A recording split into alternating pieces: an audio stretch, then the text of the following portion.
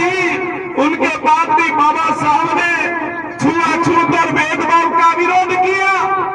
आपको जानकारी होगी, लेकिन आज अपना जमीर इतना कहाँ खत्म हो गया।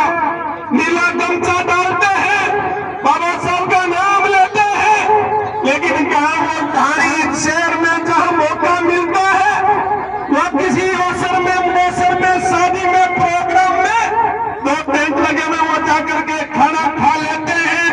और बड़े वो छोटे बाबा साहब के सैनिक हैं। आप सबको सौगंध खानी चाहिए कि अगर असली बाबा साहब की विचारधारा को मानते हो तो इस छुआछूत और भेदभाव को जड़ मूल से खत्म करना पड़ेगा। और आप में यह समझ तब आएगी जब आपके बच्चों को अच्छी एजुकेशन दिलाओगे।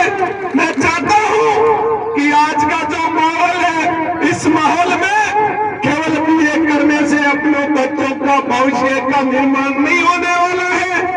अपने बच्चों का बाबा साहब इस देश की दुनिया से बाहर गए, विश्व के कई विश्वों में गए।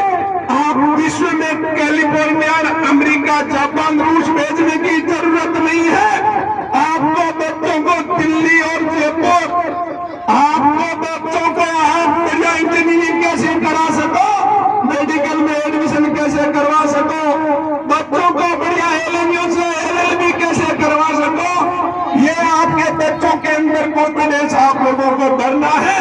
मैं चाहता हूं कि आपका प्रत्येक जो बच्चा है, आज ये बेटा है, वो दिल और दिमाग में ये मजबूरी बनने का फायदा ना उठाए कि हम पापड़े लाई है, सीधे बोले हैं। जब एक किसान का बेटा गांव में खेत में काम करने वाला कैसे प्रोग्रेस कर रहा है, देश की आजादी के बाद अभी जगदीश सही बता रहे थे, इनकी स्थिति भी वही थी जो आपकी थी, लेकिन आप अभी भयंकर पीछे हो। आपको यह समझना पड़ेगा कहां देख रह गए, कौन सी कमजोरी अंदर स्वीकार हो गई जिसकी वजह से हम बेक हैं। हम पापड़े लाई कोड़े बढ़ करके जीवन काटने का काम बंद करें, स्वाभिमान को जिंदा करें। बाबा साहब की मूर्तियां और नीले दुपट्टे से अपना विकास, उसकी बजाय उनके जो विचार थे उनको दिल और चैन में उतारना होगा। हर बच्चे को आप गांव गाड़ी, शहर, नगर पालिका, मंडल या बड़े शहर के पास जाके देखें आपका मंडियों में कितना प्रतिनिधित्व है। खेत में आप काम करते हो, मंडियों में आपकी दुकानें कितनी है। बाबा साहब की मूल भावना यह थी कि हमारा बच्चा व्यापार में भी है, ठेकेदारी में भी है, राजनीति में भी मजबूती से आंख मिला करके काम करने का काम करे, तब जाके प्रतिनिधित्व मजबूत होगा। मैं साथियों से निवेदन कर रहा हूं, आज भी अपनी जो कमजोरियां हैं उन पर ध्यान देने का कष्ट करें।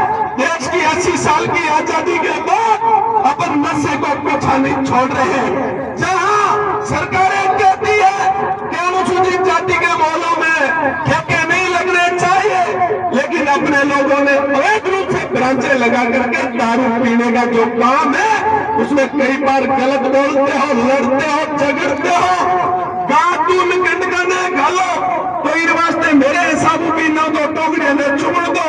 दिन भर खाना में काम करो, दिन भर फलदारी करो, दिन भर खेत में खसो और शाम में 300 कमाओ और 350 बटे ठेठ घर को भी उतना खर्च करता तो मन लगे को नहीं अपना विकास होशी। अपने सोचनी पड़ी, समझनी पड़ी, अपना रिश्तेदारों ने भी समझाना पड़ी कि छोटा मोटा कोई भी काम नहीं शुरुआत करो। मैं भया अन्यथा ने निवेदन करना चाहूं, देश की आजादी हो पहला अब लगा बूढ़िया बेटा मांगने तो बड़ा काम हुआ करता, एक तो कोई मोचीरो काम करता रे, तू नहीं रो काम करता, हमारी बड़ी पूछ होती, लेकिन आज भी आपा बंद कर दी, आपा बंद कर दी। मोनोटाइज सिस्टम में बहुत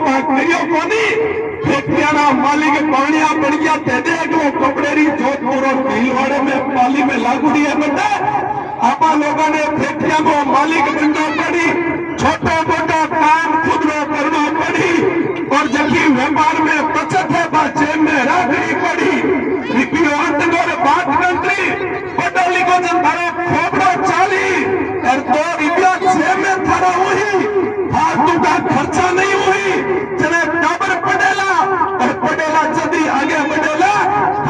भाषणों माले कोई हुनर थारो कोई विकास होने री संभावना कम है। आज वो शोभन खा लिया जगह भी नशो पता करो कि आज बाबा साहब की जयंती है और इस दिन बाबा साहब के वैचारिक और भक्त होंगे जब हम नशा नहीं करेंगे और हर बच्चे को अच्छी पढ़ाई करवाएंगे, अच्छी एजुकेशन दिलाएंगे।